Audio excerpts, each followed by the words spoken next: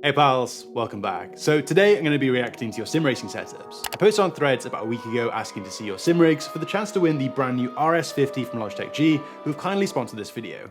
This is a mid-range option that sits right between the G923 and the Pro Wheel, offering 8 Nm of force feedback along with True Force, which provides a really complete package for those looking to upgrade from an entry-level system. I've been using it along with the RS pedals for the last couple of weeks, and I've been really impressed with both. Build quality is excellent across the board, and these new additions to the ecosystem are also compatible with the Pro Wheel and pedals, which means you can now gradually upgrade your sim rig as you go, which is a really compelling choice for those who maybe don't have the resource to drop a load of cash on a sim racing setup all in one go. Today, I'll be sending this along with the RS pedals to one of you guys. All you had to do to enter was to reply to my post on Threads with some photos of your sim racing setup, and I'll be sending it to the person that I deem the most deserving. So make sure you follow me on all my other socials to keep up to date with future giveaways and things like that. Yeah, let's get into it. Okay, let's spin this up and go through some of your replies. All right, so kicking things off, we have Lucas, who is using the G29. This is an excellent entry-level option. It comes with everything you need to get started, and it also has a desk clamp built in, so you can literally just attach it to the side of your existing setup. And it also has True Force built in, similar to the RS50 and Pro Wheel. True Force is an extra level of vibrations that simulate things like road feel and engine response, and it really does contribute to the overall level of immersion. Anyone who's used it will tell you that it's absolutely not a gimmick. It is really good to have on the more entry-level systems like the G29 and the G923. They are kind of limited by the hardware, so that's just something to keep in mind. However, this is an excellent way to get started in the hobby. So yeah, really can't fault it. I can see that you're playing a bit of Gran Turismo on what looks like a PS4. And I actually think that's a really good way of getting into sim racing. It gives you a feel for a more realistic physics engine before you move on to some of the more advanced titles. And it also gives you a chance to practice your racecraft. Obviously, online lobbies can be a bit hit or miss, but it can only really go up from there. And yeah, that's exactly how I started, so I can't really say anything bad about that, can I?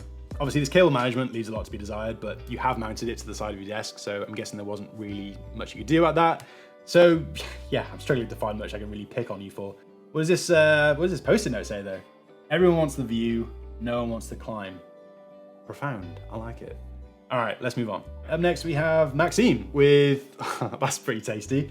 Wow, look at this. Okay, so let's pick this apart. I can see that you've got the Logitech G Pro Wheel and pedals here, along with the Playseat Sensation Pro, I'm pretty sure this rig is called.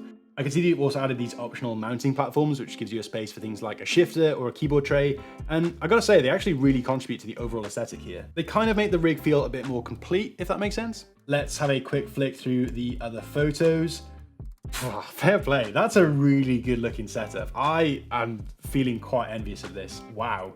So you've placed your sim rig right next to your desk setup. I presume that you can also benefit from having your PC nearby. Obviously this video isn't about desk setups, that was a couple of uploads ago, but fair play, you'd have scored quite highly on that. Like, this is looking excellent. I'm a really big fan of this. I like that you've also matched the subtle lighting in the corner to the other blue elements in your setup. Wow, I'm really impressed. Well done, well done. Let's have a look at your other peripherals. Okay, so I can see that you're using this Logitech 2-in-1 mouse keyboard combo. I've used this, it's convenient, and that's probably the kindest thing I can say about it. They're not nice to type on, but for a setup like this, I can understand why you chose it.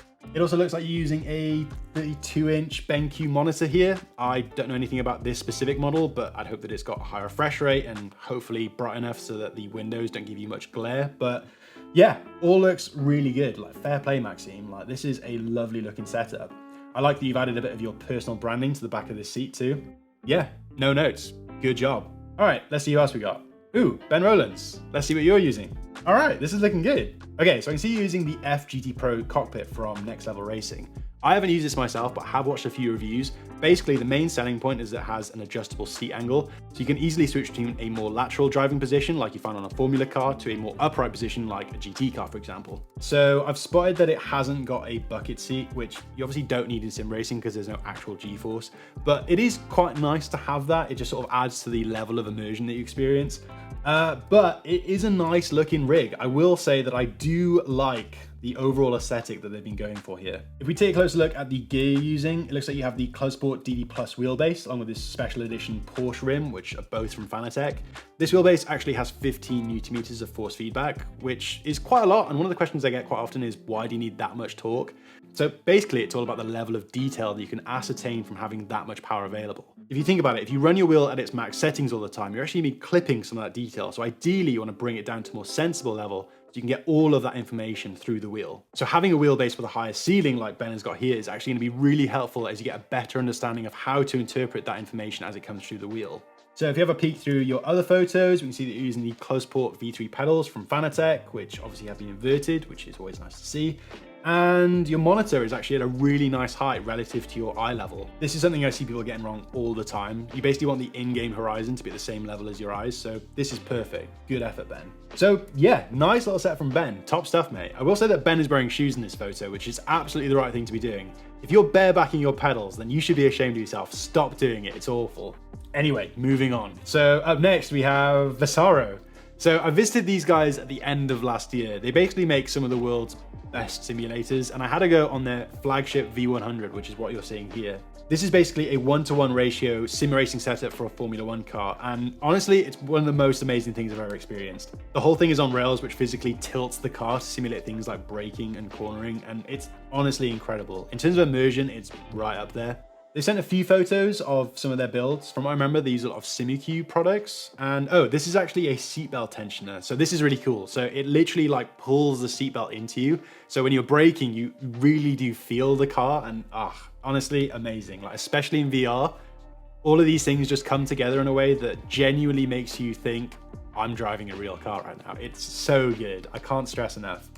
This last one is actually a collaboration with Lamborghini. I didn't get a chance to drive this, it hadn't been released when I went down, but how amazing does that look? Like, I'd love to have something like that one day. Let's just have a quick read through your caption just in case I missed anything.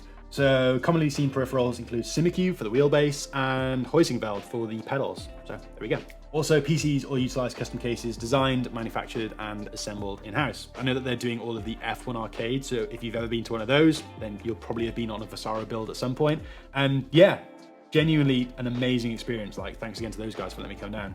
I really enjoyed just walking around their headquarters and seeing the processes that they implemented to create these things, but you can't talk about Vasaro without mentioning the fact that these things cost a lot of money. They're like way up there in terms of budget, so they're not for everyone. In fact, they're not really for anyone, but they are amazing. And I think if you get a chance to see one at like a trade show, like absolutely get inside of one, because it's just an incredible experience. So yeah, thanks guys for getting involved. All right, so quite a lot of people sent photos of their games controllers, which I get it, but it makes it really difficult to choose one of these because they are all the same. But I will say that I made a video comparing cheap sim racing gear to expensive to see if it made any difference to my lap times. And I used a controller as a wild card to see how that would compare. Really fun video to make, and the controller actually did surprisingly well. Obviously a very different experience in terms of immersion and tactility compared to using a wheel, but you can actually do some really fast lap times using just a controller.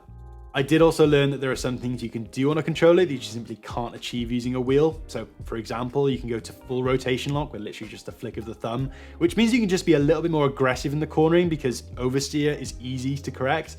So I do wish that games gave you the option to race against only other wheel users or only the controller users, because it definitely felt like an unfair advantage at times. But if we read the comment that came with this photo, Billy has got over 400 hours of Gran Turismo using just his controller. Mate, get yourself a wheel, honestly. You'll enjoy it so much more, and I promise you, it's such a better experience.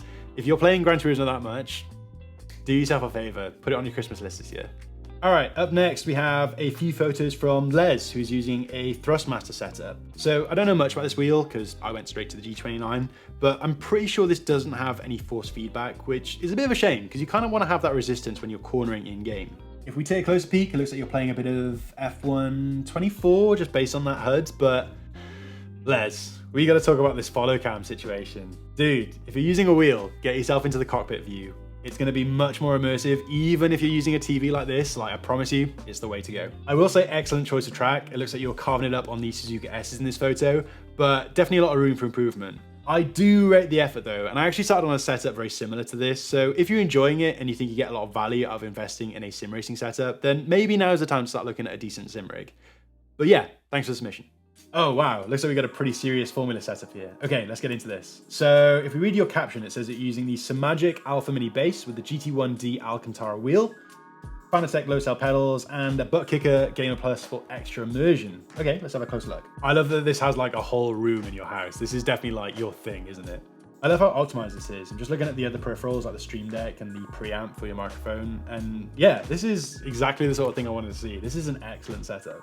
I don't know if you're just hitting it really well, but I can't see a PC in any of these photos, so I'd love to know what's powering everything, because I'm assuming you've got a pretty hefty setup. But I also want to say that your lighting is really nice. It looks really classy in this photo, and your sound setup is chef's kiss.